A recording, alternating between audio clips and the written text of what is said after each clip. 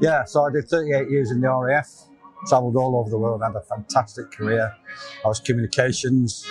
I did a unit called Tactical Communications Wing, where we used to practice scenarios of going out there. If the British was being repatriated due to emergency, we'd be out there like in Cyprus and faraway countries from like your own service with your diplomatic. And then settled here where my wife has family, and I finished my time at Wellington.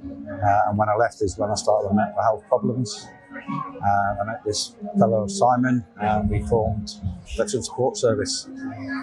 We're doing a trial project with, it was the LPFT, Leadership Partnership Foundation Health Trust.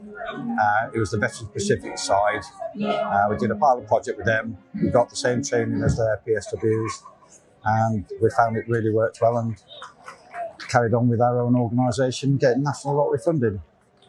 And you give help right across the county? While we're a small team, we've got 3 volunteers that live in Lincoln, so we now cover the north, and we'll go to those to try and get them. A lot of it's social isolation, people that we're trying to get them to engage with clinical services. It's not a problem to say you're struggling. It's okay. And that's one of the things you found a big issue, isn't it? Yeah. There's a lot of don't want to talk about. No, not at all. No, it's inbred in you. You've got to be self-sufficient and don't rely on other people. And people lose their identity when they come out, which is why a lot of people suffer from anxiety and depression and not PTSD. People that do have PTSD, it's normally 10 or 15 years after the episode, when they're no longer in the military, is when they start suffering, not after they've left the service. So and like obviously Afghanistan and Iraq, we are now seeing a surge in people that suffered from being out there, and so a lot of problems.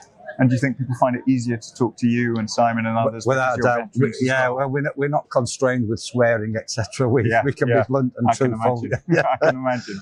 Because I remember once somebody swore in front of me once. I went, "Oh, I'm sorry." I said, "What are you talking about?" He said, "Well, I had someone from the NHS and like you swear once more, I'm stopping it."